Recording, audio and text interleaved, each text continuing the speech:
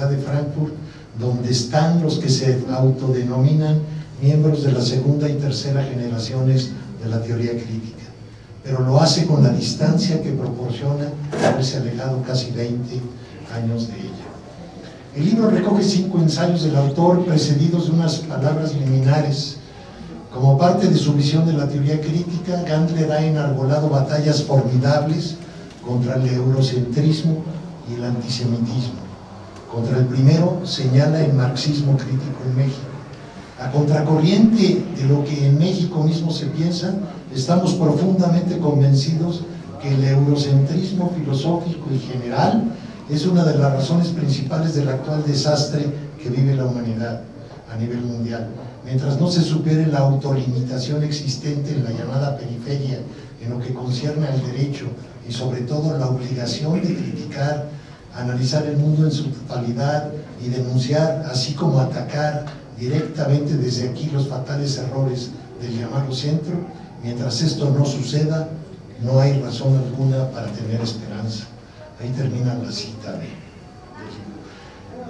Stefan añade que se trata ya no de reclamar nada más lo propio como algo que debe también existir, sino retomar la responsabilidad universal que tienen los habitantes fuera del falsamente nombrado primer mundo. Al antisemitismo le dedica una parte importante de Fragmentos de Franco. En otro texto muy profundo de Gandler, en la extraordinaria revista Desacatos, Stefan nos cuenta parte de su vida, de cómo pasó de la minimización del Holocausto, la Shoah, compartiendo la actitud predominante en la Alemania occidental de posguerra, a su lucidez agudísima actual, mis calificativos, de lo que los miembros de la Escuela de Frankfurt llamaron ruptura de la civilización y que Gandler califica en el libro que hoy comentamos como este proceso único de una matanza completamente planeada, organizada y llevada a cabo usando los grandes descubrimientos de la ciencia y los métodos industriales más avanzados. Nunca antes y nunca después, sigue hablando Gandler, habría fábricas de la muerte más perfectas y más racionalizadas en términos de la razón instrumental.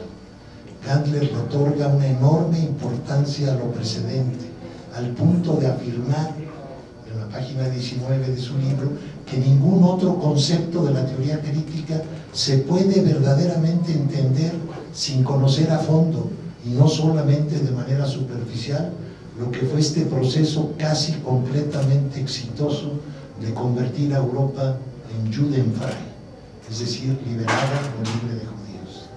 Y luego añade, refiriéndose a lo dicho por Adorno respecto a la desesperación frente a la cual habría que establecer una filosofía que pueda ser practicada responsablemente, cito a Gandler, se refiere, Adorno, a la desesperación que provoca el conocimiento no superficial del mencionado hecho único en la historia, la Shoah, en cualquier ser humano no completamente cínico, y mucho más todavía en los que apenas se salvaron del destino que el movimiento popular nacional socialista les había previsto. Toda la teoría crítica debería haber perecido en las cámaras de gas si la historia hubiera cumplido su destino lógico, como después diría Horkheimer, pero la desesperación es también a nivel conceptual, teórico. Es ahí donde la teoría crítica tiene su principal ruptura con la izquierda clásica, el movimiento obrero y el marxismo tradicional, sobre todo el marxismo dogmático al estilo de la Unión Soviética. Es la ruptura con la creencia segura en el papel progresista revolucionario del proletariado. Termina ahí la cita de Gandler y yo añado, proletariado que, como dice después Gandler, participaría en alto grado en el proyecto destructivo del nazismo. Es decir, no es una ruptura menor, es los autores de la teoría crítica sabiendo que quien los mataba eran proletarios, los que, digamos, los encerraban en la cámara de gas y prendían el mecanismo para que se murieran, eran esos proletarios que según la teoría marxista habrían de salvar al mundo. Proletariado, la ruptura de la teoría crítica que viene analizando Gandler lo lleva a criticar a Marx por su ingenuidad o ignorancia sobre el grado de crueldad al cual puede llevar este sistema económico. Marx habría visto, según Gandler, solo de una manera muy limitada el sufrimiento indirecto que el capitalismo puede provocar, no directamente por la lógica económica capitalista, sino incluso en ocasiones en contra de esta lógica, pero como resultado de la psicología social o de masas que corresponde a este sistema de producción. Marx no puede sospechar, dice Gandler, la ruptura de la civilización, porque está fuera de su imaginación que la maquinaria en sí se use en contra de los intereses de la humanidad, no porque se aplique de manera capitalista, estoy citando a Gandler, sino porque se vuelve todavía más destructiva como fábrica de la muerte. Marx no podía imaginar que los grandes capitalistas alemanes, esto ya lo había citado Oscar, en el momento de ver su forma de producción amenazada por un fuerte movimiento obrero, comunista y socialista, optarían por la vía de la destrucción generalizada, uniéndose y financiando un movimiento sumamente antiburgués y de primera vista anticapitalista. Mucho menos todavía se podía imaginar Marx en qué grado iba a participar una parte muy considerable del proletariado alemán y también europeo en este afán autodestructivo del proyecto de la Ilustración, de una sociedad en la que rigen las ideas de liberté, egalité, fraternité. Nunca se hubiera imaginado que este sistema económico, para salvarse, provocase las dos guerras más grandes de la historia reciente y el genocidio más perfecto y rápido de la historia reciente, involucrando a gran parte de los más explotados y prácticamente a todos los estados del mundo. Gandler sustancia esta fuerte afirmación de que todos los estados del mundo estuvieron involucrados en el genocidio, indicando en nota al pie que antes de terminar la Segunda Guerra Mundial, en el momento de máxima productividad de las fábricas de la muerte, había días en el verano de 1944 en los cuales se mataban solo en Auschwitz 20.000 personas diariamente en las cámaras de gas. Todos los países del mundo habían ya cerrado completamente sus fronteras para refugiados judíos y se hicieron así todos cómplices de la Alemania nacional socialista. Ahí Gandler añade que cita un libro de Héctor Aguilar Camín donde da el dato de que 109 judíos que habían tratado de refugiarse en México habían sido rechazados. Por ello, señala el joven filósofo, la derecha rechazó la teoría crítica intuyendo que era más radical en su crítica de la sociedad existente que el mismo Marx y mucho más todavía que el marxismo ortodoxo. Al describir cómo ha sido recibida la teoría crítica, Gandler aborda, entre otras, lo que llaman la recepción de la negatividad, que desde el punto de vista de la izquierda, dice Gandler, era vista desde el planteamiento que cualquier teoría social debe necesariamente vincularse con un proyecto de poder. Nuestro autor sostiene que esto es exactamente lo que no querían los autores de la teoría crítica, y la importancia que tienen sus aportaciones teóricas encuentra su base, entre otras razones, en este aspecto. Ello no quiere decir que buscaban la neutralidad, está hablando Gandler. La teoría crítica sí tomaba claramente una posición, o por lo menos trataba de hacerlo. Era la posición que ve todo lo rechazable en nuestras sociedades actuales como algo histórico y social, es decir, hecho por el hombre. Pero Horkheimer y Adorno no veían ninguna fuerza política capaz de superar esta situación.